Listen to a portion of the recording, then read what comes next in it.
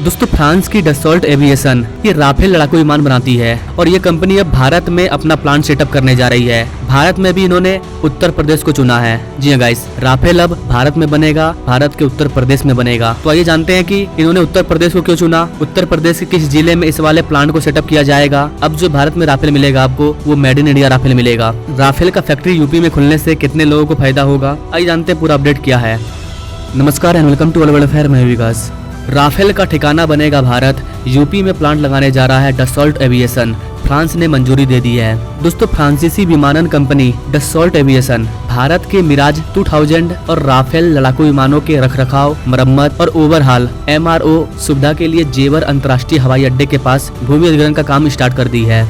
भारत का जो सबसे बड़ा हवाई अड्डा बनाया जा रहा है उसको जेवर में बनाया जा रहा है, जिसको कि नोएडा इंटरनेशनल एयरपोर्ट भी बोलते हैं। और इसी के बगल में ये फ्रांसीसी कंपनी लैंड का एक्विजिशन करेगी और यहाँ पर अपना प्लांट को सेटअप करेगी। इसका सबसे बड़ा फायदा हमारे डिफेंस सेक्टर को होने वाला है। इससे देश में राफेल लड़ाकू विमानों के नवीनतम संस्करणों के स्थानीय निर्माण के लिए एक प्लेटफॉर्म तैयार होगा, ताकि भारतीय वायुसेना की लंबे समय से लंबित लगभग 100 ट्विन इंजन मल्टी रोल लड़ाकू विमानों की आवश्यकता को पूरा किया जा सकेगा। इसके लिए फ्रांसीसी सरकार ने मंजूरी दे दी है। हिंदुस्तान टाइम्स की रिपोर्ट के अकॉर्डिंग फ्रांस में जारी राजनीतिक उथल पुथल के बावजूद इमैनुअल मैक्रोन सरकार और डसॉल्ट ने भारतीय वायुसेना की मांग को पूरा करने के लिए स्थानीय रूप से सोर्स किए गए घटकों के साथ मेक इन इंडिया को बढ़ावा देने का ऐलान कर दिया है। इसके लिए डसॉल्ट एविएशन ने भारत में राफेल लड़ाकू विमानों का निर्माण करने के लिए लिखित रूप से पेशकश की है। ये सब तब हो रहा है जब इंजन निर्माता सफरान ऐसे हैदराबाद में राफेल लड़ाकू इंजनों के मेंटेनेंस के लिए एक MRO सुविधा स्थापित कर रहा है। यह स्थान कंपनी की नागरिक विमानों के लिए LEAP इंजन फैसिलिटी के बगल में है, जो कि 2025 तक तैयार हो जाएगा।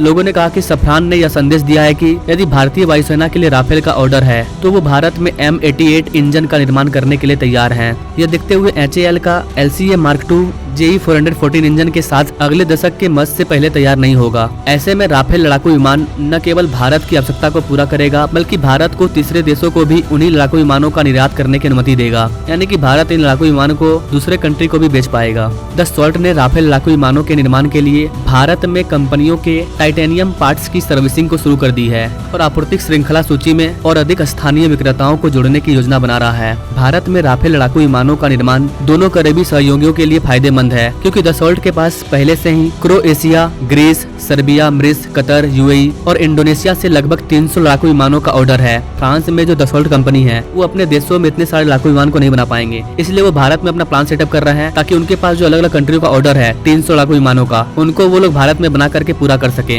यानी कि फ्रांस का जो राफेल लड़ाकू विमान है वो भारत में बनेगा, इससे भारत का भी जरूरत पूरा होगा और इसके बाद वो लोग दूसरे कंट्री को भी एक्सपोर्ट करेंगे। यानी कि मेड इन इंडिया के तहत राफेल का निर्माण किया जाएगा और मेड इन इंडिया राफेल का एक्सपोर्ट भी होगा। यह कंपनी लड़ाकू विमानों की आपूर्ति के लिए सऊदी अरब के साथ बातचीत कर रही है और फ्रांसीसी वायुसेना ने उससे 42 और राफेल मांगे हैं। मतलब ये फ्रांस की कंपनी है और ये फ्रांस की जरूरत को भी पूरा नहीं कर पा रही है। फ्रांस की वायुसेना ने खुद उनसे 42 राफेल मांगा है, लेकिन ये लोग फ्रांस में राफेल का निर्माण नहीं कर पा रहे हैं। तो यही कारण है कि फ्रांस की राफेल बनाने वाली कंपनी डसॉल्ट भारत में अपना प्लांट सेटअप कर रही है और भारत से ही वो फ्रांस के भी जरूरत को पूरा करेगी, भारत के भी जरूरत को पूरा करेगी और भी उनके पास जो भी ऑर्डर है उनको भी वो पूरा करेगी। इससे भारत के लोगों को काफी ज्यादा फायदा होगा, यहाँ के लोगों को रोजगार मिलेगा। यह कंपनी बहुत सारा अपना पैसा भारत में इन्वेस्ट करेगी। जिन किसानों से जमीन लेगी उन किसानों को मुआवजा दिया जाएगा। देखा जाए तो ओवरऑल इसका फायदा पूरे भारत को होगा। बाकी आप फ्रांस की इस कंपनी के बारे में क्या कहना चाहेंगे? अगर ये भारत में आती है तो इससे हमारे वायुसेना को फायदा होगा। यूपी में जहाँ पर ये बन रहा है, क्या वहाँ के लोगों को इससे फायदा होगा? क्या सोचते हैं आप इस चीज के बारे में कमेंट जरूर करें और ऐसे ही लेटेस्ट अपडेट के बारे में जानने के लिए हमारे चैनल से जो जुड़े हैं। Thanks for watching. मिलेंगे अगली वीडियो में एक नई जानकारी के साथ, तब तक के लिए जय हिंद।